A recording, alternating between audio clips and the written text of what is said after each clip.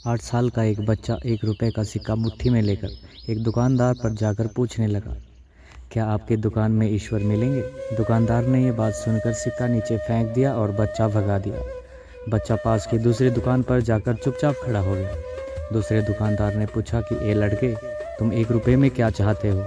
लड़के ने कहा, मुझे ईश्वर चाहिए। क्या आपकी दुकान में है? दूसरे दुकानदार ने भी उसे भगा दिया, लेकिन उस अबोध बालक ने हार नहीं मानी। एक दुकान से दूसरी और दूसरी से तीसरी, ऐसा करते करते 40 दुकानों के चक्कर काटने के बाद एक बड़े दुकानदार के पास पहुंचा। उस बूढ़े दुकानदार ने पूछा कि तुम ईश्वर को क्यों खरीदना चाहते हो? पहली बार एक दुकानदार के मुंह से ये प्रश्न सुनकर बच्चे के चेहरे पर आशा की किरणें लहराई।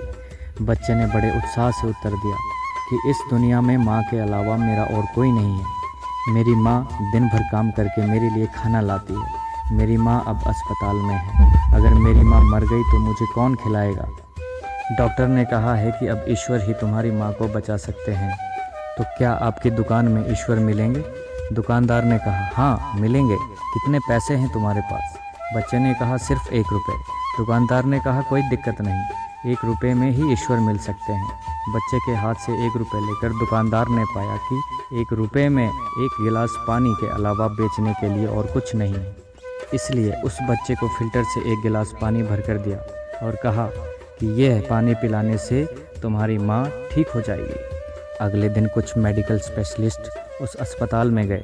बच्चे की माँ का ऑपरेशन हुआ और बहुत जल्द ही वो स्वस्थ हो उठी।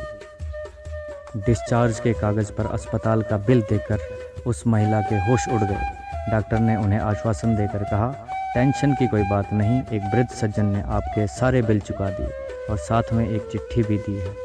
महिला ने चिट्ठी खोली, उसमें लिखा था, मुझे धन्यवाद करने की कोई आवश्यकता नहीं, आपको स्वयं ईश्वर ने बचाया है। मैं तो सिर्फ एक जरिया हूँ।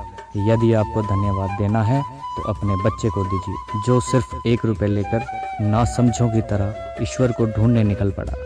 उसके मन में एक ही दृढ़ विश्वास था कि एकमात्र ईश्वर ही आपको बचा सकते हैं। विश्वास इसी को कहते हैं। करोड़ों रुपए दान करने की कोई ज़रूरत नहीं है। यदि मन में अटल विश्वास हो तो 1 रुपए में भी ईश्वर मिल सकते हैं। आइए इस महामारी से बचने के लिए हम सभी ईश्वर को ढूंढें, उनसे प्रार्थना करें, उनसे माफ़ी मांगें। और अगर आपको हमारी वीडियो अच्छी लगी हो तो लाइक और शेयर करें।